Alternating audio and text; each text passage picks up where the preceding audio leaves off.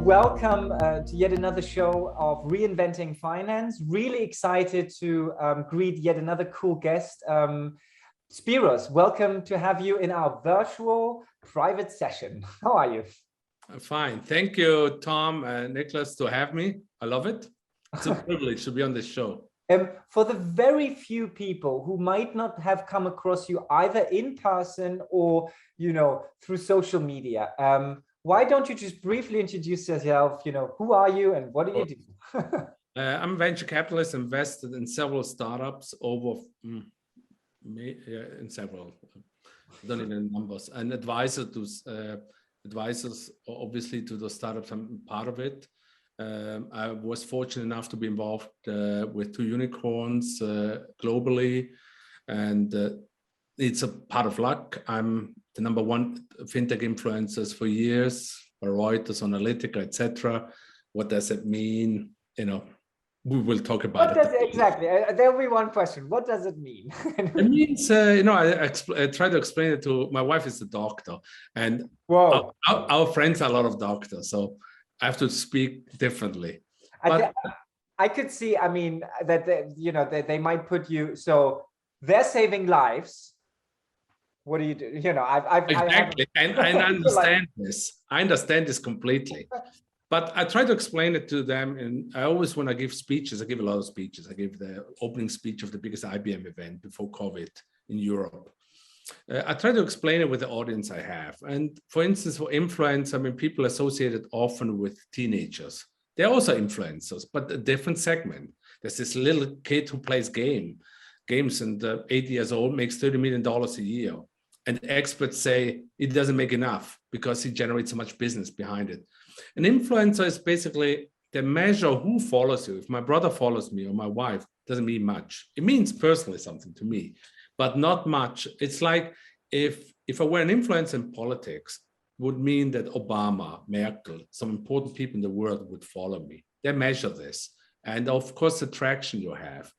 And nowadays, in this digital world we are, it's very easy to measure on Twitter. Twitter probably is the best platform for this, to measure your impact globally, your audience, who interacts, how important are the people who interact with you. And I'm fortunate that I'm part of a great community. I've been in there in the right time, 2014, when things were really difficult to explain. And I grew with the industry, and what brings credibility to my role probably is that I'm involved with good startups, bigger players. Not all are unicorns, but mostly 50 million plus. And I think that's it's this mixture. Everyone brings something different to the table. And then I come from a background, hedge fund industry, and I had my own startups in New York, my own failures, big billboards, .com crash. Divorce from a great woman. It's like all people only see the good part of this business. I've seen, I can tell it now because I'm successful, but where I didn't know how to pay the rent in my life. But it's easy to talk about this now. But it's this part of experience that I bring in as an advisor. I'm totally independent. I have skin in the game, and being an influencer, I'm a little bit like, no, I shouldn't say that, but it brings added value. But I tell every startup I'm involved in, I'm like I don't play soccer, but I'm like a soccer player. I play my position very well, but we only can win if everyone plays it very well. But I'm not the guy who will win the game, but I'm part of a winning team. That for sure. Let's put it this way, I can be. Okay. Maybe because I think, and I'll go into some aspects of that if you allow me, but I think you've touched on something that is very rarely spoken about, and I don't want to dig into too deeply into it because I think there's other really good podcasts about personal the entrepreneurial journey and the dark side of it. But when you've kind of said, what would be, is there some generic advice that you give, when you're on the downturn, or is that just not feasible? And, so what do you do, for example, if someone says, my fundraising has failed, or, and I'm questioning whether this was the right path and whatever done with my life. And, there's people who relied on me, etc. This is, some things. Very tough moments. Yeah. I think we have to look to, I probably like to tell people things I do myself. I look for faults with myself. Basically, in that case, was the presentation good enough? Is our product good enough? Is the timing good enough? It's not the other people's fault who don't see it. Maybe we don't show it. We don't show the journey the way we should show it. So this, you can't sugarcoat it. You have to be tough with each other, but sometimes it's not the right time. I mean, that's why I'm telling people success comes a lot with timing, but timing we have no impact. So therefore, the longer you play, the longer you can survive as a startup. All of a sudden, you might get those good cards to play them. I think that's the only good advice I can give. Manage your business in a way that you can survive for a long time, because it's not always the best one, as we all know, who wins. Sometimes it is, but it's not always the best. It's the one who survives. Mm-hmm. And the timing. But it's like in art world, sometimes artists do art forever and it's not successful. And all of a sudden people, galleries and people remember, oh my God, this is hard. This kind of art is hard. I remember Michael, but you've been around and you stayed around. And the same in our business. You have to try to survive as long as possible. As they say in poker, eventually you will get dealt good cards. It's easier said than done. No, and I agree. And I think it's sometimes, also the messenger that matters, not just the message. I think it's something that, if your friends and maybe your spouse, your partner might condole you, kind of help you out, and they say all the right things, but if they haven't been kind of through that experience, then it's harder to kind of accept that sometimes and get into that reflection. It's a little bit like grief, kind of the 7 stages of grief or whatever it is. But no, I think that's very genuine. Thank you for kind of sharing that. And as I said before, when I said there were moments I couldn't pay my rent in my life, or thought about it, not being able to pay it. It's honest moments, and I think it's easy to talk about it when you're successful, but it gives you credibility when you talk to people. It's not about bullshit. It's about there's some bullshit in life, but there's also to be credible. No, and I think even for those who and I think that's the truth, right? It's not even about absolute measures, it's about relative measures. So it's about opportunity costs, it's about letting people down, it's about responsibility that you feel, it's about identification, it's it's about it's much cooler to be, hey, what do you do? And yes, I know. I'm an entrepreneur, rather than I just failed. It's just and I think it's a lot of things. So I guess what I'm trying to get at is that even it's okay to feel shit about something, even if you can pay rent. Absolutely. I mean, it's like sleepless nights. I mean, but it's not about only money, but the consequences of failing. It's the people you hired, the people who gave you the money, your girlfriend, your wife who supported you, and your kids. It's a whole, a lot of things are attached to it. I mean, and it's very tough, and I feel the good ones have experienced some of it, in their lives, different, everyone different. It's, And I think, and it's interesting when I talk to anyone, actually, even some of those InsurTech founders who recently got into the news, and they're like, screw, this was really tough. It was around unicorn, bankruptcy, merger in a day. Hey, I tell you, if you see in the kitchen, this, bankruptcy is probably the more moments of bankruptcy feelings of very successful startups. And, it's not finished until you're out. It's like, you don't have a contract until you sign it. It's not finished until you go IPO and those 6 months or 12 months pass. Yeah. But I think for anyone out there, I think, that someone who doesn't just talk the talk, but walk the talk. So, you know, thanks. That was not how I intended this podcast to start, but I love it. I love it. It's real. It's real. You can ask anything. I always say no. I take the fifth. Yeah. I can neither confirm nor deny. Not deny. No. So, but kind of coming maybe. Yeah. And thanks for taking the detour with us here. But if we're kind of dissecting a little bit the few hats that you wear, and just kind of, you know, if you're looking on your LinkedIn, you know, VC, futurist, senior advisor, influencer, we've touched on the first two, but maybe if we kind of go, as a VC, do you have a thesis? What do you look for? And because a lot of people kind of say, you know, we don't just provide you money, we provide you X. And the X is sometimes genuine and sometimes it's and you know, that's fine. And you know, and I always think, you know, just money is also good, you know, depending on who you are. As good as it gets. You know, it gives you time, but what's your sweet spot? Do you have a thesis, and what's your value add? Yes, I mean, I don't try to go it intellectually, you know, because the shocking things I'm saying. And because if you know, first of all, if I study a business case too deeply, I will start to like it because I spend too much time on it and I seem to understand it.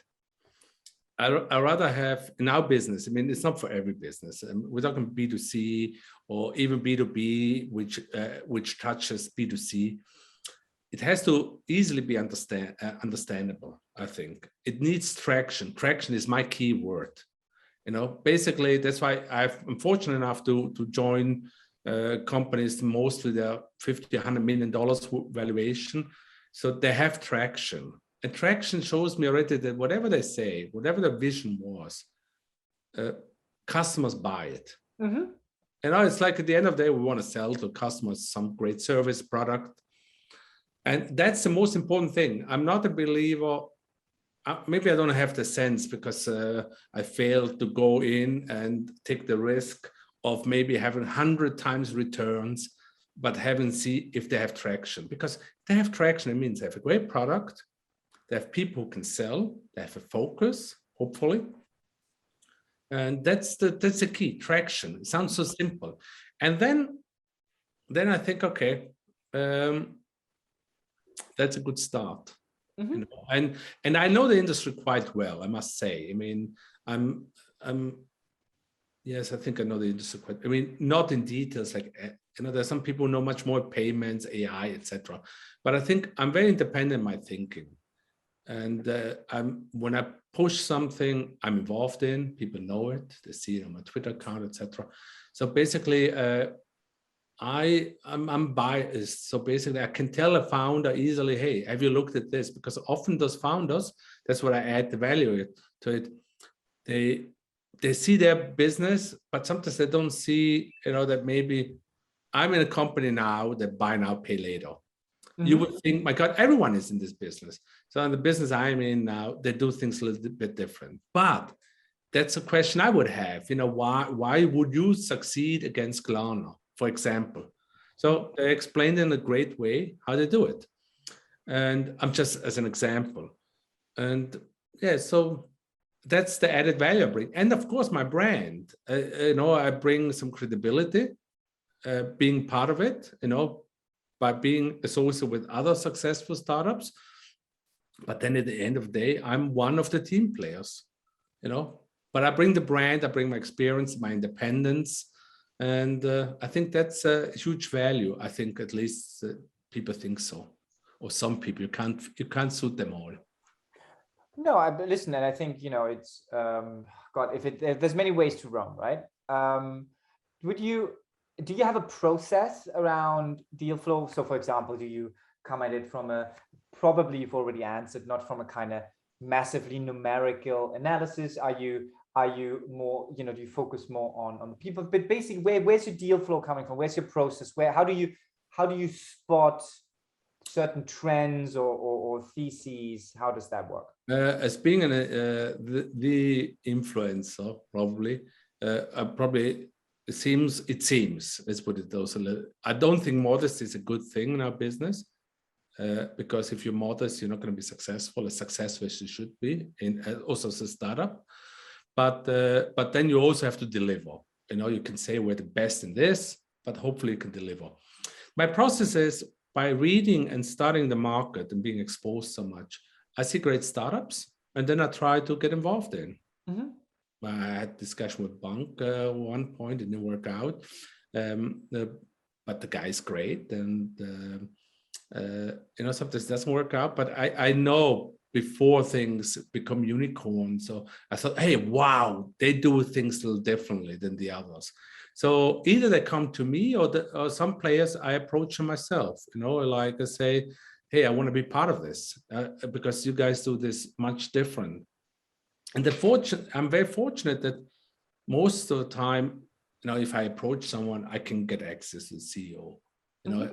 even if it's just to exchange thoughts, and I learn from them, and then I'm very direct then. Okay. But I don't do this. And then I know other venture capitalists, I don't want to name names, but there's also a community. But at the end of the day, there's only so much time. And WhatsApp me the name. Nah, just... And I know I'm very prominent, but but that's a fortunate thing I have. I can get access to almost everyone if I approach them, because what happens is this: I write to them, they look me up, and they say, okay, why? Maybe there's some value to it. That sounds very cocky, but in our business, again, let's not be modest, because you have to pick out from all the others. Yeah, and I mean, I wouldn't say that, I know you for a while. I think you've been less modest before. So I think you're just probably more successful. Right on, right on target, so it's absolutely fine. No. But I always advise companies, honestly, Tom and Nicholas, do not be modest. I really advise them, but it takes courage. It takes people, sometimes they're unbelievable companies, and there are other companies, they are less good, but they just know how to push their product better. And I give everyone advice: if you can't do it, you should have somebody who can do it for them, and within their organization, because otherwise you leave money on the table, and money not to become rich, because the more valuable you are, the stronger your brand is, the less you have to give when you do fundraising. So therefore, it helps your vision to grow. Americans are very good at it. Mm-hmm. And also some people in Berlin. No, absolutely. I mean, not to mention any names. No, but also a lot of challenger banks done a great job. I mean, again, not to let's mention it. Num26 did a great job. I mean, I don't want to go deep how good they are or not. I mean, they have this huge valuation, 9 billion. But they did a great job. I mean, from how they started. And I think all the great startups, if you look back, say, hey, my God, how did we get here? Which is magic. Yeah. Are there, let's say, because you're so open, are there, for instance, any, let's say, companies you thought about or you were able to invest in, but you rejected, and then afterwards you were just amazed how well they did? Like the one that got away portfolio, what's that called? That shadow? No, I'm never amazed how well they did. It just sometimes it just doesn't work out. It's like dating. I mean, I'm not out of dating. I'm married, but it's like dating. You approach them. It's like a business. It just sometimes it doesn't fit perfectly, and it's fair. At the moment when you get rejected, it hurts a little bit, ego-wise, but it goes on. The next one is coming, and I thought, like, it's the deal flow is huge, of good companies, and you wish them all well, because it's so nice to talk like we speak now to great people, to exchange thoughts. Although now I'm speaking much more than you two gentlemen, but we spoke before we started the show. We are very privileged. It's really cool to do what we love to do, and Yeah. I just take one example, just to go away from InsurTech and FinTech. just take companies like those gorilla companies. In 10 minutes, you have your, I don't know. Everything you get. It doesn't matter what it is. Let's say if I would have been able to invest in those companies, I would have rejected it, because I thought, I don't understand how you can earn money by delivering something from the grocery shop next door. I just don't see the revenue, or not at least not a profitable business model. So I would have said, no, I don't believe in the model. And now you see just huge valuations, but it's the same in the fintech and InsurTech sphere, where just take, let's say, the valuation of neobanks, where let's say just adding accounts is still not profits. So let's say if I would have been able to invest in Adyen, I would have seen much more the business model and the profits than, let's say, the business model of a neobank, adding accounts but not earning substantial money, so to say.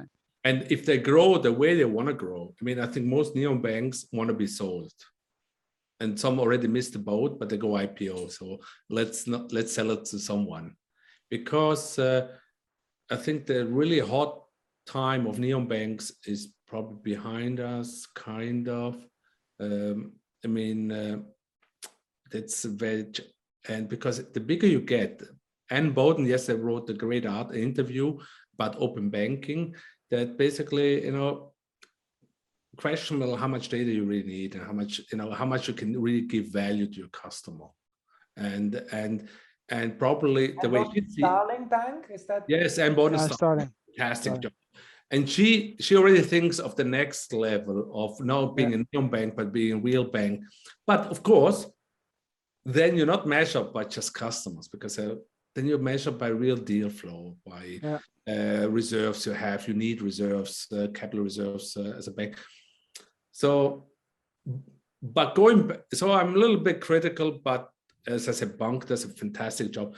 But I believe sometimes when I see a startup I don't understand, is maybe I don't understand it, and I don't judge. I never really judge it will be a good investment or not. I just spoke yesterday to my wife about the startup. It's not my specialty, but I said, if I were critical, I would say I would not invest, but I've seen big things out of things we haven't never thought it's going to be possible. People were laughing about number 26.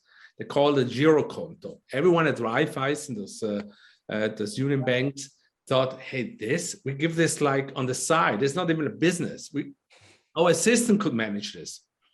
But bankers underestimated how people were looking for something cool, simple, digital. So therefore, as a message to your question, I hope is, if I get involved I'll start a little bit deeper.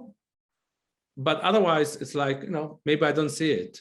It's not my problem. It can become big. I don't even judge it, because it's, as you said, anything becomes a unicorn now. It's just good or bad. Some are deservedly. Some companies should be unicorns, but people haven't noticed them. But basically, they have the numbers, their cash flow break even, they have a solid business model. And I believe from my hedge fund experience and ups and downs is, we are now like growth stocks story now. Eventually, it's going to be value again, where we really have to have revenues, and people will be bought of value plays, and it's going to go up again. But now we are like this. I don't call it a top, but there are different things that count now. Yeah. Is it? Did I answer this a little bit? Yeah, I was waiting for some excellent companies you missed, no, I would have but also number 26. I spoke to them then, I mean, many, many years ago, but it just didn't happen. And because regardless of how good the business model is, there's also a factor of thinking, yes, there's value to it,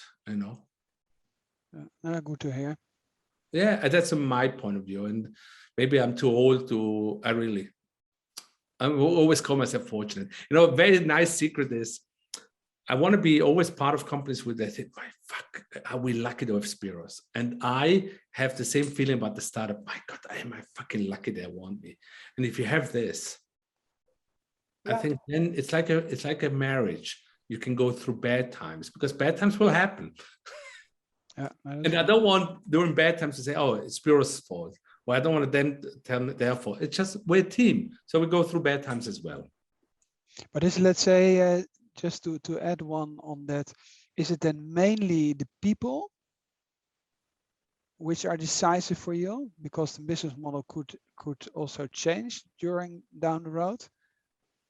It's the people and the timing. As I said, if we go back to traction, if they have traction, it means the business is already going well. Yeah.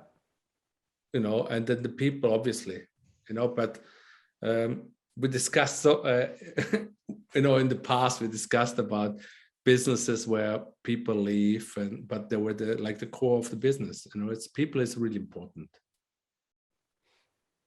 Yeah. But and then you need luck. I always tell people you need some luck too. You know, for God's sake, you know, I wasn't lucky.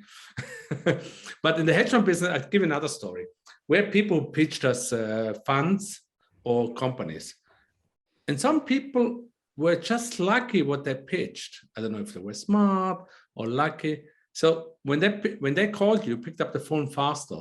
Some people were extremely smart, but they just were not lucky. Yeah. And that's another rational thought, but it's just some things we can't bottle. You know, we can't bottle. You know, can we bottle success? I don't know.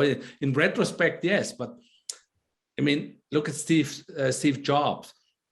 When he came back 1997 to Apple and had to go to Bill Gates to get money. If he didn't get the money, he wouldn't exist. You know, and if the idiots Microsoft, oh no, cut. And if those, no, don't cut it. If those people at that time, not the idiots, at the time didn't sell those stocks, it would be unbelievable. You need some luck. Or if Bill Gates, if IBM would have said, no, you can't have that code, you know, it's all, but you can tell people who are lucky and they know they're lucky. There was a study by Harvard, I think it's Harvard, Stanford, but it doesn't matter. It was a study that people feel they were very lucky to become so wealthy. They're much more charitable because they feel like, let's give back because I was so lucky, let's give back. There's some other people, also tech giants who feel I'm the smartest guy. I did it by myself, whatever, willpower. They're not very charitable. I'd rather be associated with people who are charitable, you know, because we all have had moments where we needed help. So it's very important to give back. Yeah. I moved away from your direct question, but we have a dialogue. So. Greek philosophy. Yeah, I'm Greek too, you know. And I'm beaten down, so you become more philosophy. You philosophize life, you know. I always have to think a little bit about Taleb when I listen to you. Nassim Taleb, the trader. I don't know. Sorry. Of the guy who wrote Skin in the Game and okay. All right. There's this kind of mixture on the one hand, the trading and the mathematical side, and on the other hand, the philosophical side. And I think if you think about your life and about your business, you become philosophical, you know. If you're a little bit some people. Yes, some people. You know, we can't cover them all. We have to be true to ourselves. Yeah. And I think that's, I mean, I think when you kind of said, you know, you need to, don't be modest. I mean, I hate this word, you know, be authentic. I think it just you need to feel comfortable with what you're telling, because otherwise people are going to smell it out. But it's also, you know, you need to stretch yourself. It's going to be painful. And I guess I don't know who told me that or whether I read it or something, but whether it was some meditation thing. I don't know, but somewhere I picked up this one phrase, which I thought was really good, is, you know, throughout your life, there were always instances where things were absolutely horrible. You got rejected by your first love. You got cheated on. You missed that exam. You missed something. I didn't get into, not like Tom, I didn't get into McKinsey. I hated that, right? I got rejected and it sucked and it was really painful. And it would have taken me for the reception only. Yeah, and exactly. And I still have a chip on my. Can I call Tom that you're down here?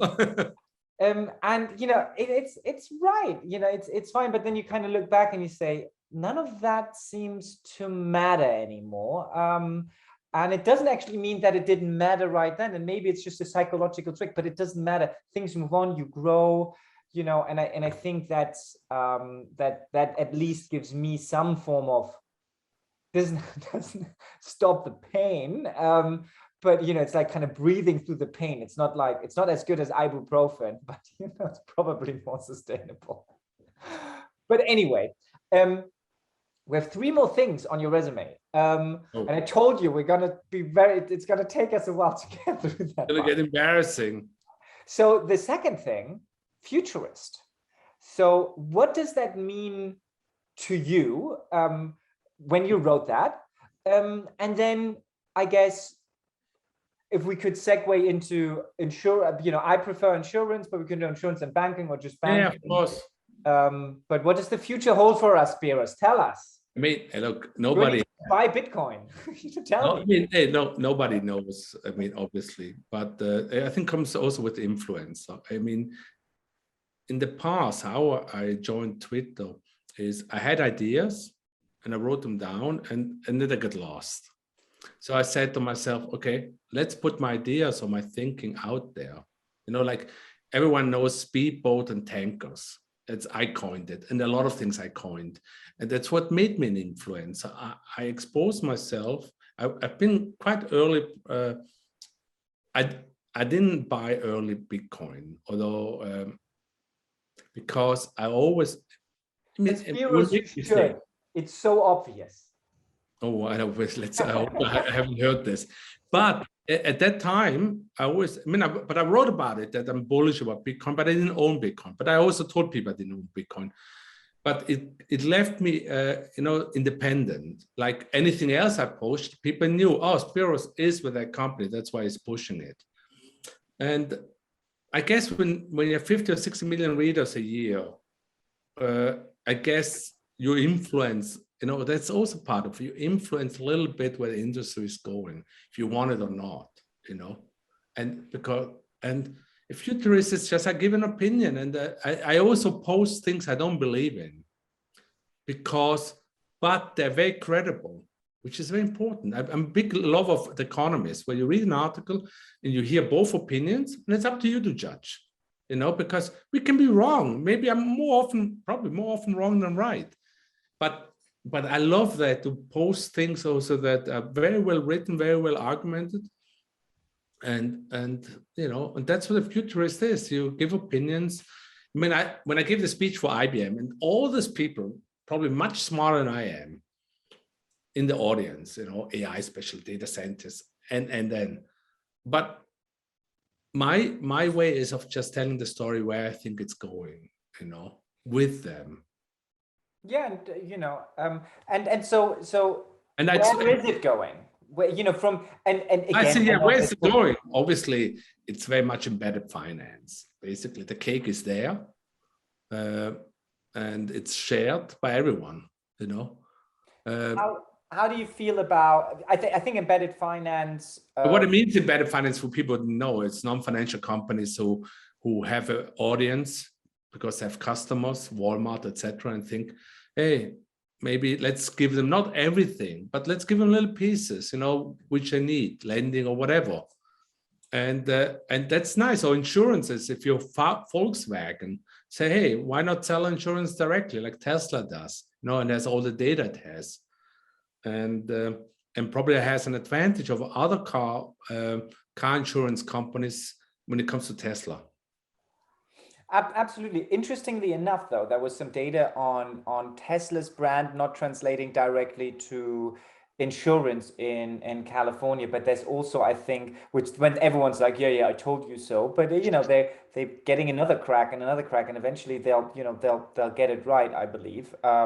Not sure that, you know, Hook or Allianz need to worry too much, but I don't think that's really what's at stake here. But okay, embedded finance. You know, what it means is a lot of companies will become dumb pipes, for expression, from the telecom company.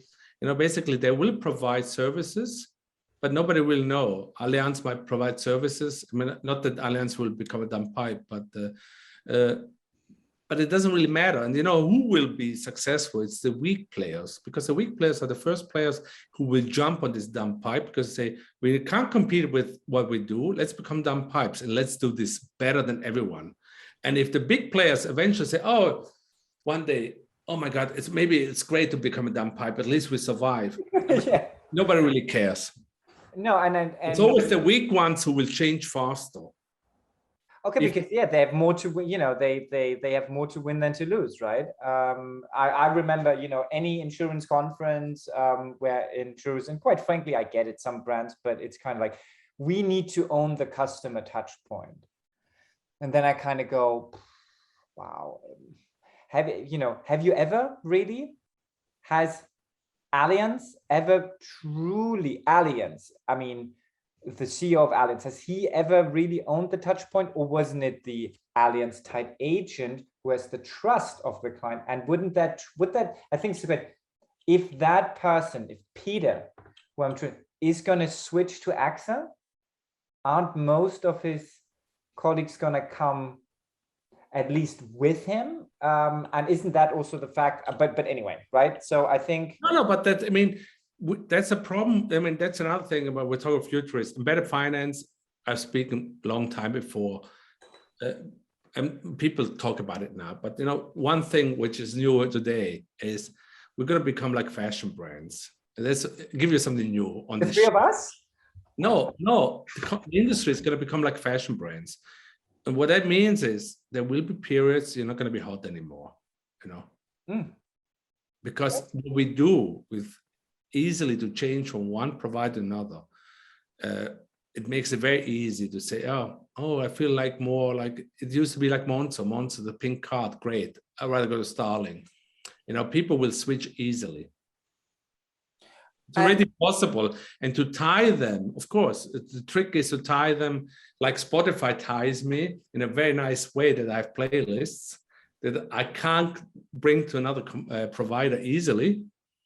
But to be a fashion brand, which a lot of them are in a way, is very dangerous, because it could be very much out of fashion, Yeah, and no, but embedded finance, I think, you have non-financial institutions who have access to clients and have various touch points to inject payments, credit, insurance into that equation in a contextually relevant manner. And because the customer acquisition costs, especially in financial services, are very high, that alone gives them an edge. And then in some cases, you have relevant contextual data. In some cases, you have too little. I think the interesting thing people always talk about more data points, but not all of it is actually, a lot of it is also noise, or you don't yet know, especially in insurance, but same with credit engines, I would imagine, ex post. You kind of need to run it through, and then you can kind of back test it. But one of the things I think I feel, especially insurers, haven't really gotten yet, what it means is that you need to price risk, because you cannot do cash flow underwriting anymore, because the stock market doesn't give the outsized returns that they give. So you need to, underwriting becomes one of the core assets again. But what that means is someone else, like Amazon, dictates the customer journey. They'll dictate the data set that you are able to price on. And that data set probably is less than your actuarial data set, because there everything. So I think what's really interesting for insurers, which I haven't seen many of them pick up, and which most of the trends with digital transformation, core system transformation, is going into a very different, like standardization data sets. Like, guys, you're missing the boat. We're actually already in the next chapter where someone else is giving you a data set, an incomplete data set or a novel data set. But they drive the direction that way.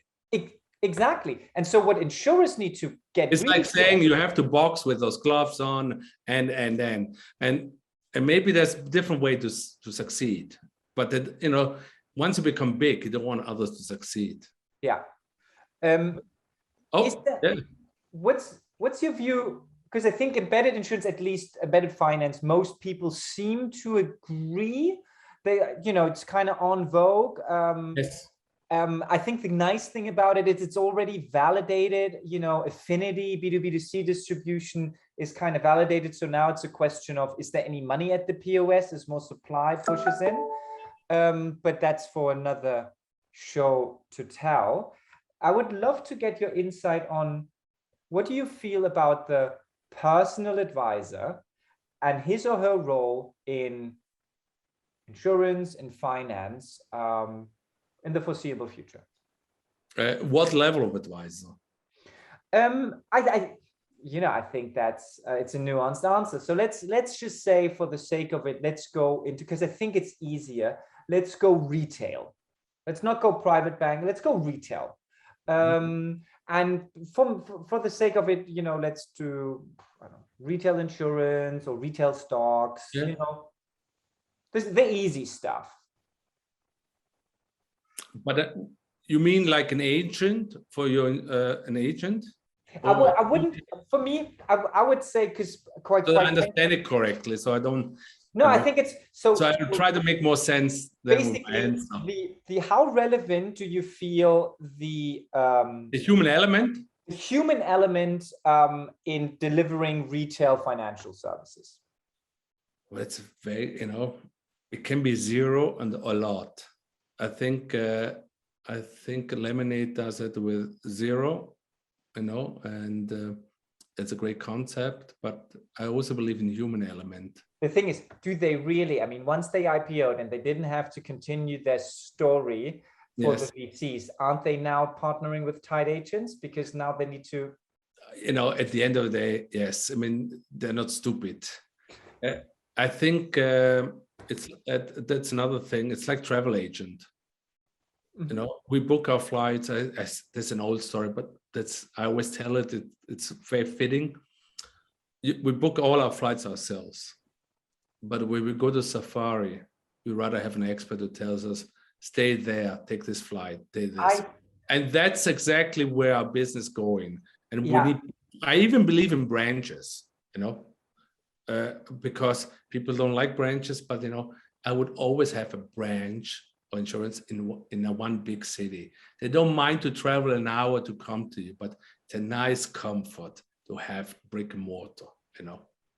I've said this to even the boys at Number 26. I mean, people don't listen, they go digital, but the coolness is to have both. I mean, people were laughing, but I'm a little older than maybe the new gentleman, but before Apple, there was Gateway, this computer company who had stores. I lived 20 years in America, didn't succeed.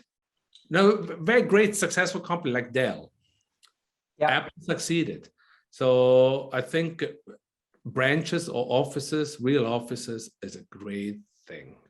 As long as people feel comfort. You know, we are in a time where you need Zuckerberg, Steve Jobs, all these people. You need humans because we're a tech company. We don't connect with technology. We use it, but we don't have emotions.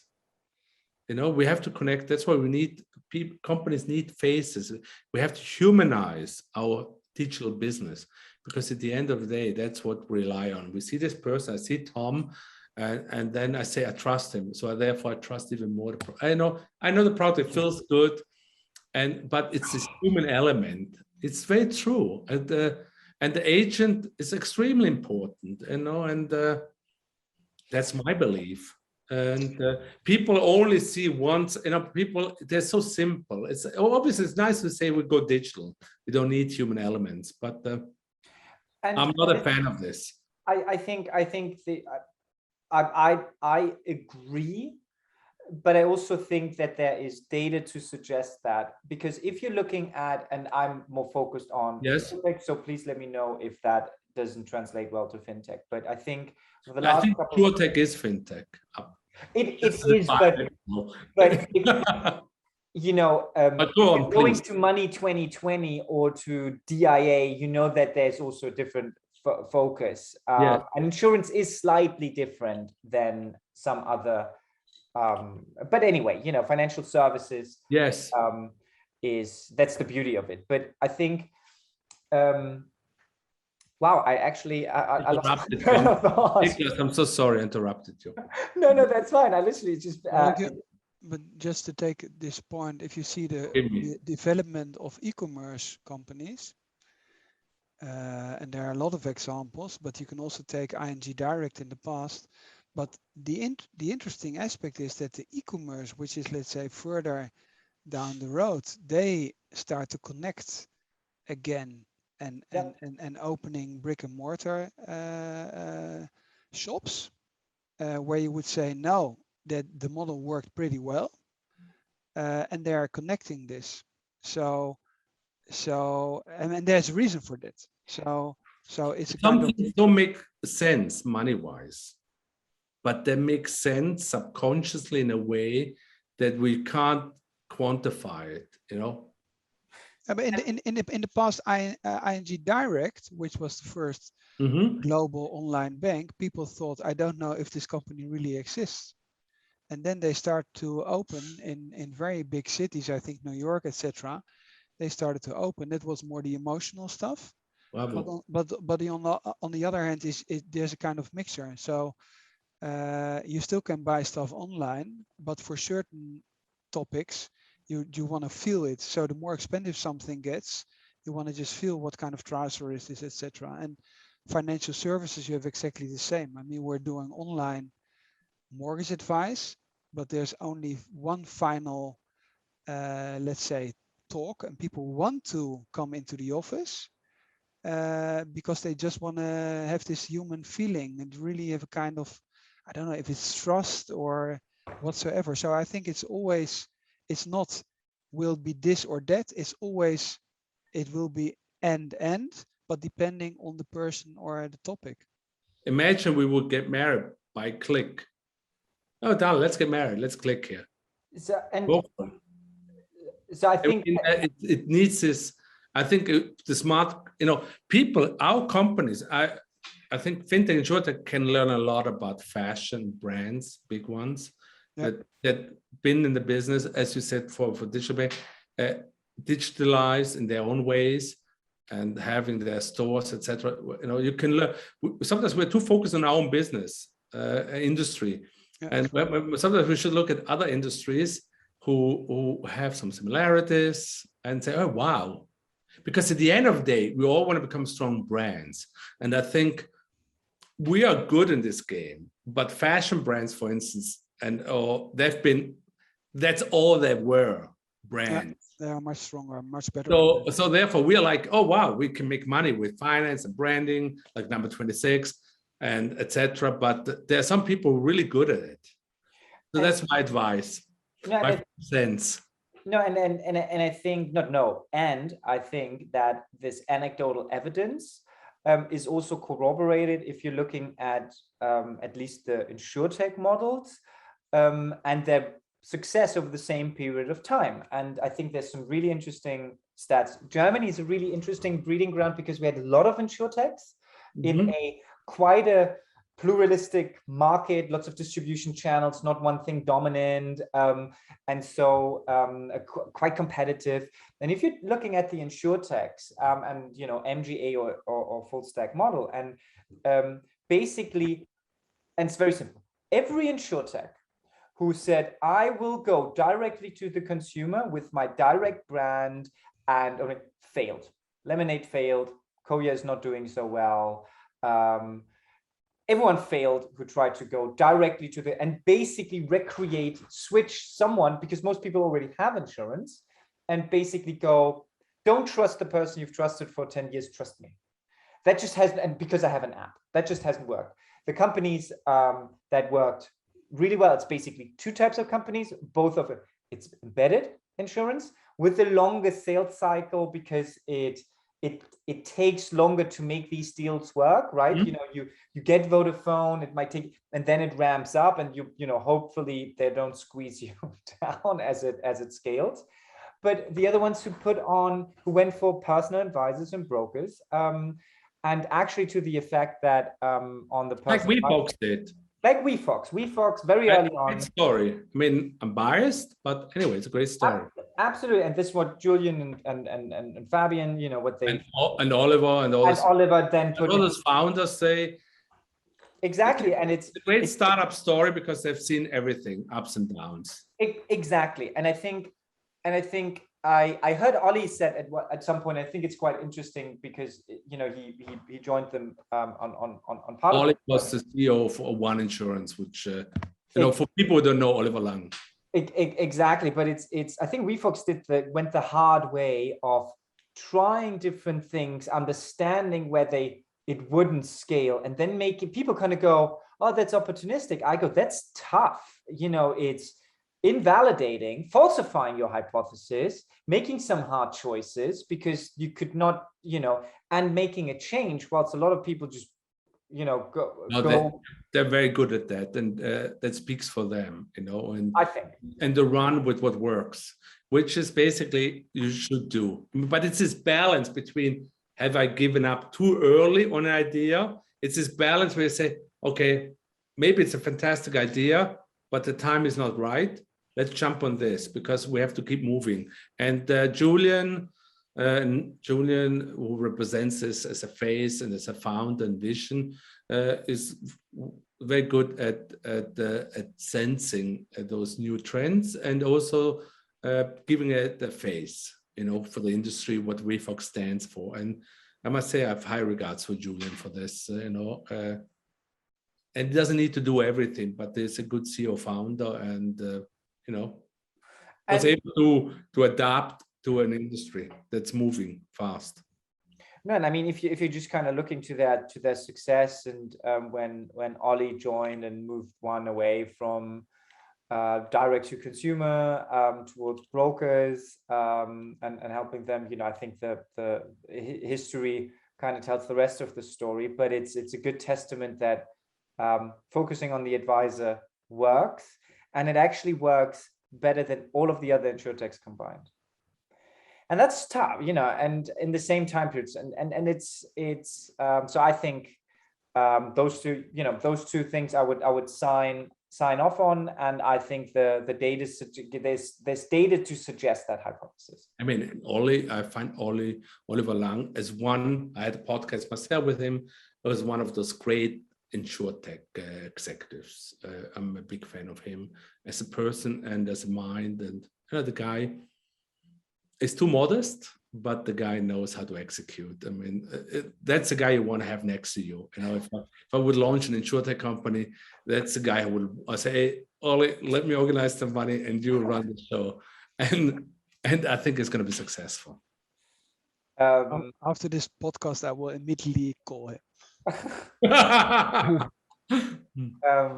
So third role. It's important in our podcast to call out great, people in the industries that are doing a great job, because we are a community to support each other. We are still the underground. I mean, it's a big incumbents and it's us. So it's very important to help each other. And honestly, there's some great names out there.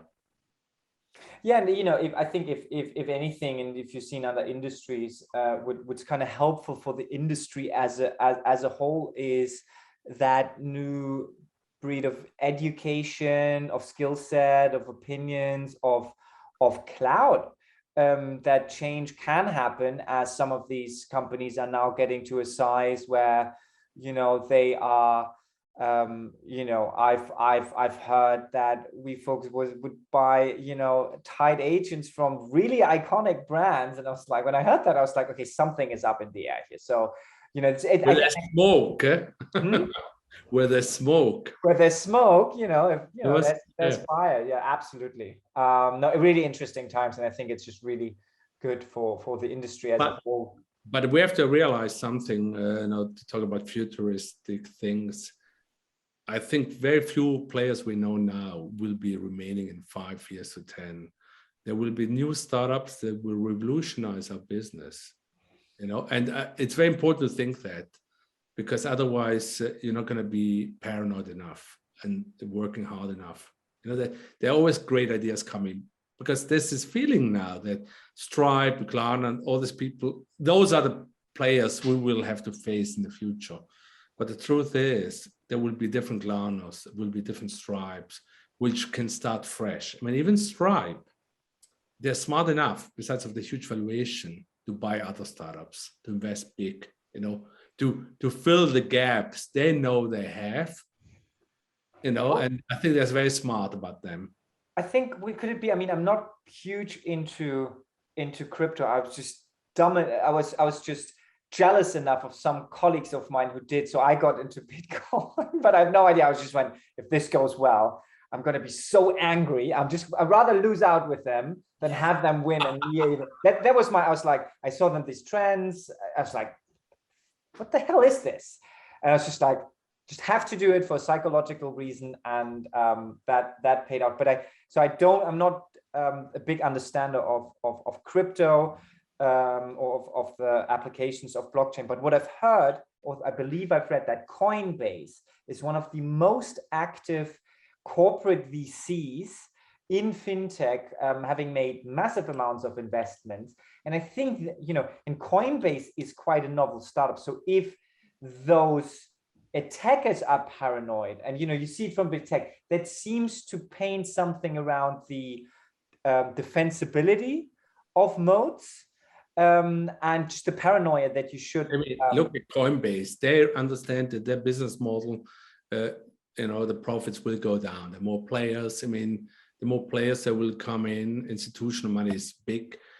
The fees will go down. So therefore, they have to, with the money they have, to buy other stuff to make it a better business.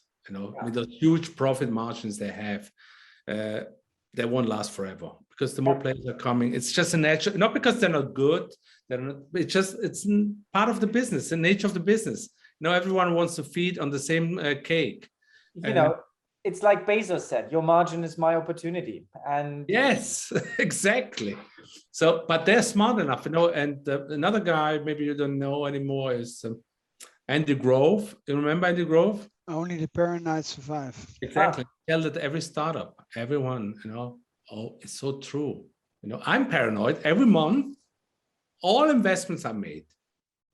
I count them zero. So I feel like, okay, if I have zero now, what shall I do this month? But it gives you like this hunger. Otherwise, you feel like, oh, all right, darling, it's enough for us. We can settle back and enjoy our lives, which I will not enjoy not working. But I think there's also some truth, right? I think would you really enjoy it? Because if you, what's enough? I mean, it's probably we all have enough. But this paranoid, this key thing, be paranoid, feel like your business will be eaten by somebody smarter, young, or different. If you think like that.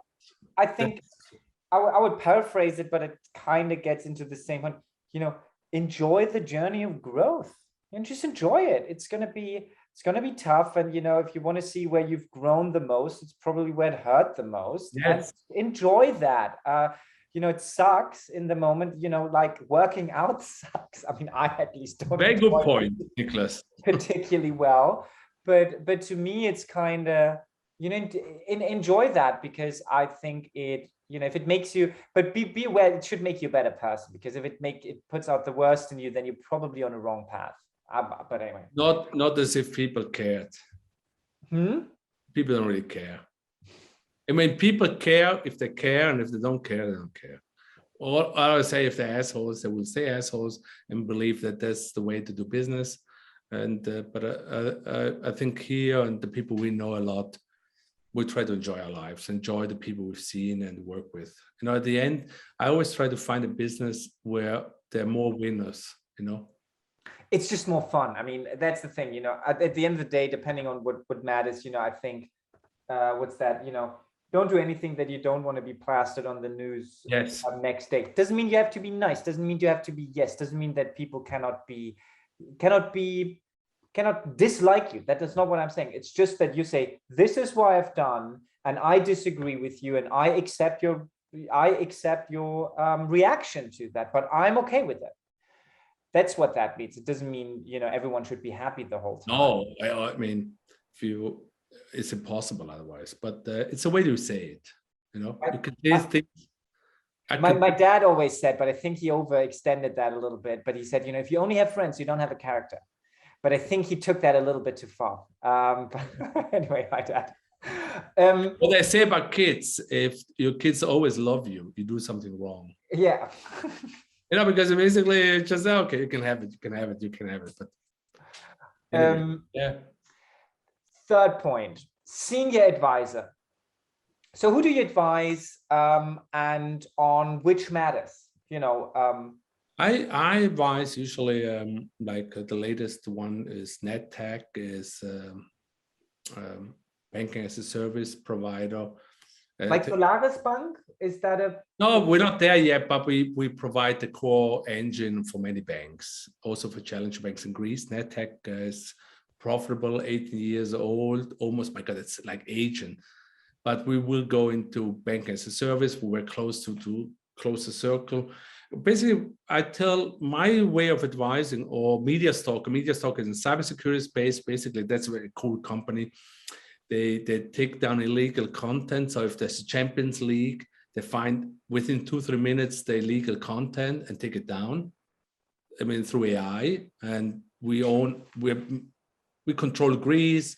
We're in Israel, Cyprus, Brazil, Sweden. So basically, I'm like a coach to the management. I'm just giving my opinion, the way I see things, and I'm independent.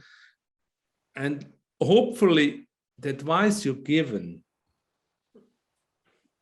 translated in success. I mean, and then that continues. But my advice, I speak almost like a coach, as I would say to Tom or to you, Nicholas. I think that's maybe we should look at different approaches and also justify why. I'm just more like this. I'm not going to give you a study, but I'm going to give you, I will give you why, the whys. And again, being an influencer, again, I probably have a good, I'm not good at everything. Obviously not. I'm another micro, but I'm good at what I'm doing. Mm-hmm. So I give you my best advice and tell you why. And I've done it with everything. I mean, there was once a company, I don't want to mention name, and they came to me in a huge crisis, and then said, can you talk to this person who causes us this pain? And I said, this guy, whatever he did to cause you this pain, even if I were his mother, he would not change it because he determined to do it as a business. But what we're going to do is we're going to announce a partnership as advisor and bringing positive news out and saying business as usual. We got hit, but business as usual. And I think that's kind of contribution I give. Like, I tell them more like outsider, because when you're inside, you get hurt. You feel like revenge. Me as an outsider, I think, hey, this is just much more professional level. So they're dirty games. We don't have to go for that. And let's do positive things. And that's one thing of a company that became very big. But I usually talk with the founder.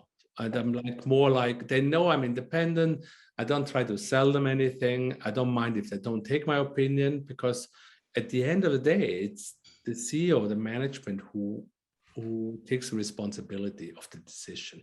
But it's extremely valuable to have an opinion of somebody who's been in several successful startups as an advisor, who gives you just a good opinion, independent. I don't depend on any of the CEOs, because I have contracts that basically they're tight, and I have a track record for that. And that's a nice thing about having good advisors. I'm just one of them. It's just having an independent advice, how I see things are happening.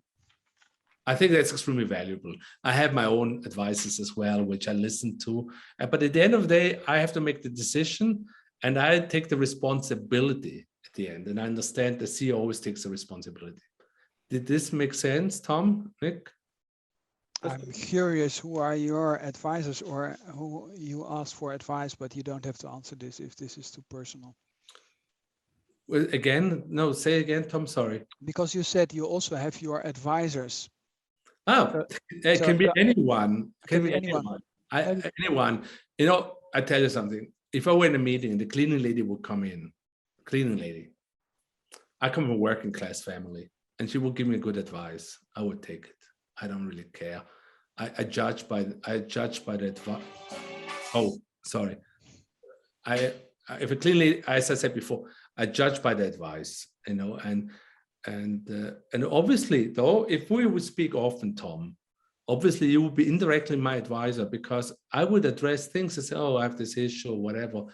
I think with time, this relationship is closer and it flows into who I am, you know, mixture of, we're always a mixture of great advice. So I can advise everyone to take as many good advices as independent thinking people in, because that's valuable, because otherwise you might go into a channel, you know, if you don't even know it.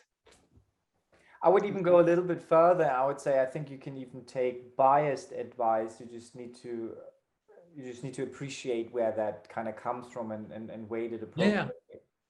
I mean, we're always a bit biased because it's us. Oh, you know. But I'm not really biased when I give advice to companies because, as I said, I always discount it to zero, my stake, until they exit. So I'm very much, I can really say I'm very, you know, in the beginning of your career, you had one investment. You cannot be unbiased because you say, oh, fuck, if Nicholas fucks it up, all the dreams, everything I promised my wife's going to happen, for all the sacrifices down the drain. Now I'm the privilege to really not really care if one company goes down. I mean, obviously I don't want it because of all the consequences, but I couldn't care less. No, I hope it doesn't come across wrongly. And then I can really talk freely. It's like saying, you know, you can't talk freely because you're very much in your company. Your heart is in everything. I can really say, look, Nicholas, Tom, there are better companies than you guys are in that aspect. I can say it, you know, and it's also my role to say it and say, look at this. But I mean, I would say, I think I wouldn't say nice way. I would not say in public to embarrass you, but I would tell you, and if you're a good CEO, you would take it. Like I give you an example of this morning with a company I'm involved in. He talked to a VC and the guy said to him, you're not aggressive enough. And I said, yes, I don't want to mention the name, but when he listened to the podcast, he says, yes, you're not aggressive enough. He was so right. So show him that you are aggressive. And he realized he could take it because it's not easy to correct someone. It says, yes, you're so right. No, you know, I didn't want to hear the right thing. I just wanted him to realize, hey, the way he functioned is not aggressive enough.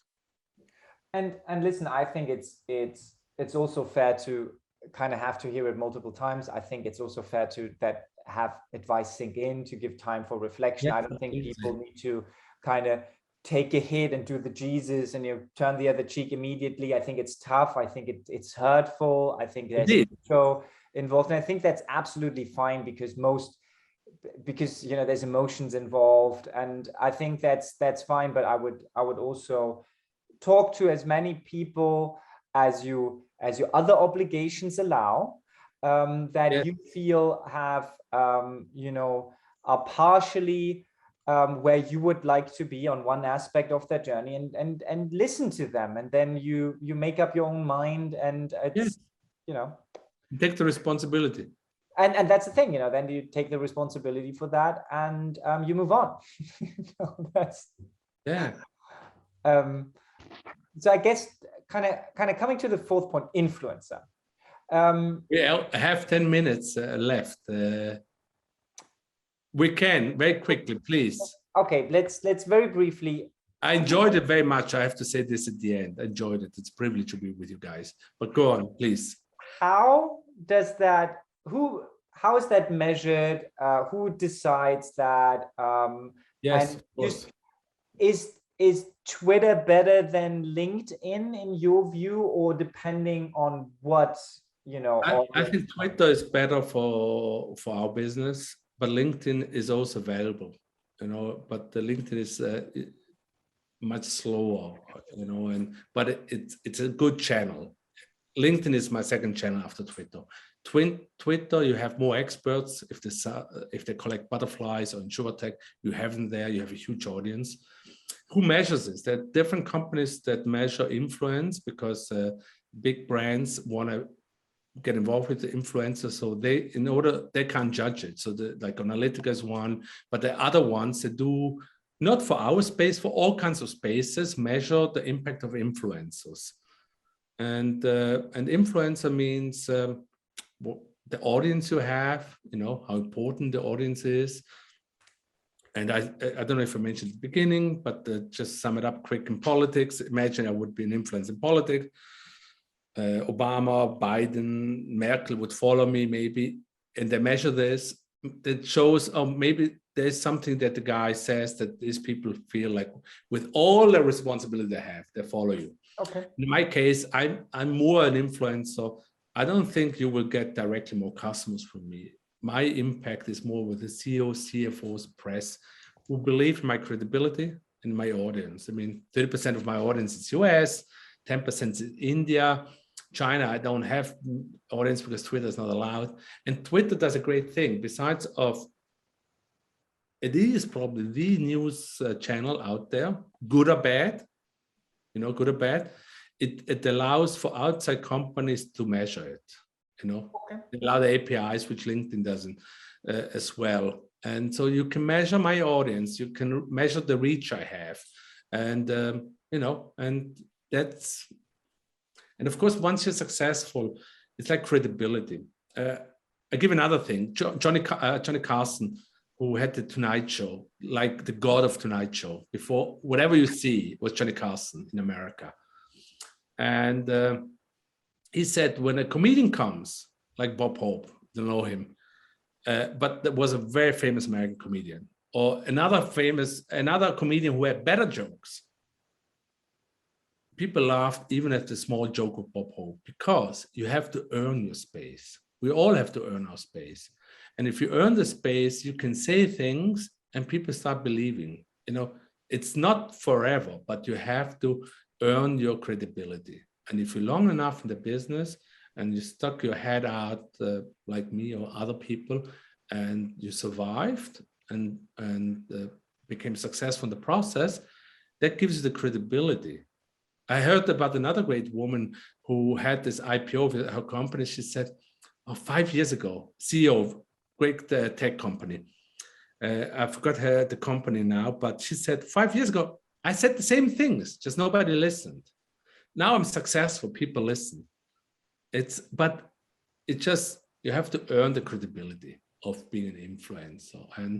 And it's a very delicate thing, I think. It's a community that supports you, and you have to support the community. It's nothing for granted. But I think there's something else in there that is, yes, you might say the same thing. First of all, I don't think you actually even if you don't change your fundamental opinion, I don't think you say the same things, actually. I think what people massively underestimate is the fact that as you're writing something down, as you're exposing yourself, as you're getting feedback, you force yourself to critically assess your opinions in a very structured and forcing function manner. And so I think putting things out there, getting that feedback, getting the criticism actually ensures that your own critical thinking gets improved much more so than just not, just keeping it to yourself. So I would just encourage people to do that. You have to understand, to be an influencer, it means I work 7 days a week. It's, besides of all advice, evaluating other companies, maybe writing articles, etc. Whenever I have free time, I do my social media things. It's like my life is my work. It's a sacrifice. If either you can do it or not, there's a price for everything. And it's a question if you want to pay it or not. I'm willing to pay, and I'm luckily successful, but I have periods where I worked very hard and I wasn't successful. But I don't think everyone is willing to pay the price it takes to be it's a successful startup, and looking at your wife's face or kids and say, oh, maybe Kita is out. Maybe I will take care of that, and people only see the good things. There's a lot of painful moments. Is there, because this is we could leave it on that note, but I find it's a very somber note, just to leave. So anything, any kind of cheerful advice chat. No, this was already cheerful. Okay. You know why? Oh, so sorry. No, I repeat this. This was very cheerful because if anyone is discouraged by what I'm told now, then you're in the wrong space in the first place. Because the people who want to build something, you can't discourage them by telling them they're going to be tough times because they've experienced this and they went through it. So this is the optimistic part. So it's basically like, yes, it's true. You know, I had Georgia Smallwood with me on a podcast. She was responsible for the products at Number 26, and now she's with this other famous Berlin company that provides rides. I forgot the name now, but people want to hear honest things. They don't want to hear pretty things, and the brutal things. They don't discourage the right people. You know, when the going gets tough, the tough gets going. It's a song title, but we all know it's true. You know, that's the encouraging thing. People don't want, you know. I'd rather tell them that's what it is, and people will say, "Yeah, I can live with that. Let's go for it because I have no alternative. Let's go for it." So I have to say, time truly flew, Spiros.